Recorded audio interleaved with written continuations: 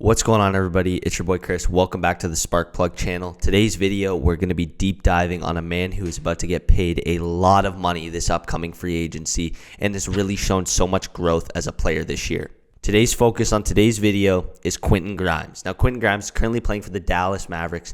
He's in his fifth year of his career, and he's averaging 10.4 points per game, 4.2 rebounds, 2.1 assists, 1 steal on the year, shooting 41% from deep and 47% from the field. Now, the Mavericks have seen lots of injuries this season, guys like Luka Doncic and Kyrie Irving going down, opening up more playing time for Quentin Grimes, and right now they are currently both out for the Mavericks, giving Grimes the perfect opportunity to show what he is all about.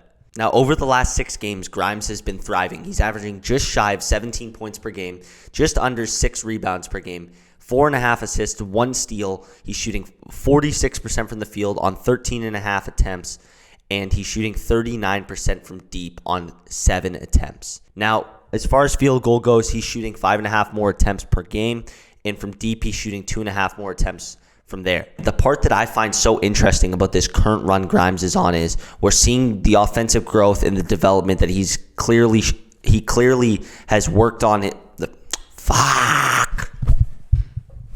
Now, I think the most interesting part about this for me is not just the fact that Grimes has clearly developed as a really good scorer and a knockdown guy from deep, or his defensive ability continuing to improve, but it's really the fact that he is becoming a really good playmaker. And over the last 3 games, we've really seen that playmaking growth. He's averaging 6 assists, or he's had 6 assists, in every single one of those last 3 games, including that big win against the LA Lakers where they beat them by, I believe, 20. And for example, like the playmaking growth isn't just something we're seeing as fans. Clearly his coach, Jason Kidd, is too, because in the last game, Grimes came off the bench and was playing point guard. He was running the offense, he was facilitating, and he thrives. He's starting to thrive in that secondary playmaking guy off the bench kind of role, where obviously he's not going to be the guy with his ball in his hands when Luka Doncic or Kyrie Irving are on the floor, but when it's just him on the floor, yeah, he can run your offense for you and he can do a lot of special things. And that last game from him was just so special. He had 23 points, 9 rebounds, and 6 assists. He hit 6 threes,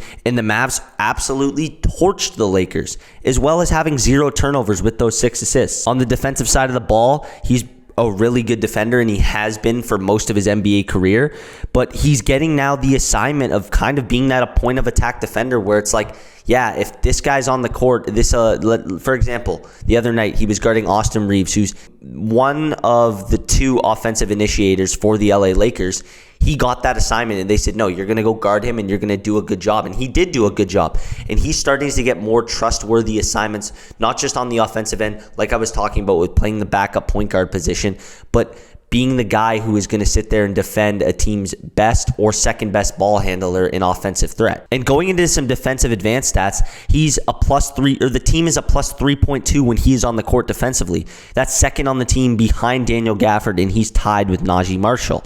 Now, Najee Marshall and him deserve a lot of praise this season, because since the departure of Derrick Jones Jr., who was an elite point of attack defender for them all playoffs, they were missing that. Now, it was a big question mark and a question a lot of people had, who's going to be that guy? And a lot of people instantly did point to Najee Marshall because he plays a similar position to Derrick Jones Jr. and kind of does similar things on the basketball court from a defensive standpoint. But it really has been a group effort, or a team effort between the two of them, in somewhat of a marriage defensively, where it's like if Grimes is on the court, he's going to be guarding the team's best player. If Najee Marshall's on the court, he's going to be guarding the team's best player.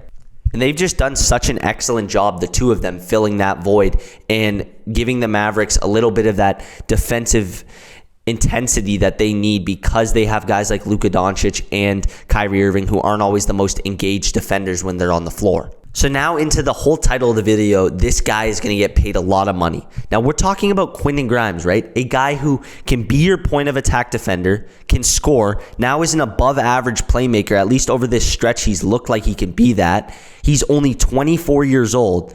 This dude is going to get paid so much money this offseason. And I understand that the Mavericks have been in a lot of trade talks. I actually read an article earlier today where it was a Mavericks reporter saying that the fan base better hope they don't trade away Quentin Grimes, because they can't afford to. He's been so valuable for their team, especially when, like I said, when guys go down or guys are hurt. And he's the type of guy, with the fact that he can be an elite knockdown shooter, but be an above average playmaker, an above average defender, and a average to above average rebounder at his position. Every team in the NBA could use a guy like him, and he is probably going to hit the open market and get paid from anywhere from $12 to $15 million, which a year ago when he was in Detroit, we weren't saying. He was having one of the worst seasons of his career. I mean, we're talking about Quentin Grimes, a guy who I was so high on after his second season where he averaged 11 points per game. He was hitting 41% of his threes, and he was killing it for the New York Knicks and looked like their franchise two guard just because of the fact that he was a good 3-and-D player. And then the next year, he just really slumped and then got traded to Detroit. And it's been downhill for him since. But he's really revitalized his career and at a perfect time with his contract expiring. Now, I'd love to get the reaction from some Mavericks fans who could more tell me what he has looked like more when Luka Doncic and Kyrie Irving are playing. And I have seen a fair bit of it when we're talking about that game against the Golden State Warriors earlier this season where he was guarding Steph Curry down the stretch and he hit a huge clutch three to keep the game close. But I don't know enough of what he looks like with those two players. And I am excited for the Mavericks to get healthy and get to see that. But I think people need to understand that this dude may not be a Maverick past the deadline or even past this season because his value is at an all-time high for Dallas in the fact that he could be getting paid anywhere from $12 to $15 million this offseason. Anyway, folks, it's been Chris Lambert. I appreciate you guys. Hope you have a great day. Let me know what your thoughts were on this down below and what you think Quentin Grimes' future looks like in Dallas. And have a great day. Fighting off these shorties like zombies. Call me Rick Grimes. I got enough rhymes to last a lifetime. Pull up from 3 like my name, Quentin Grimes.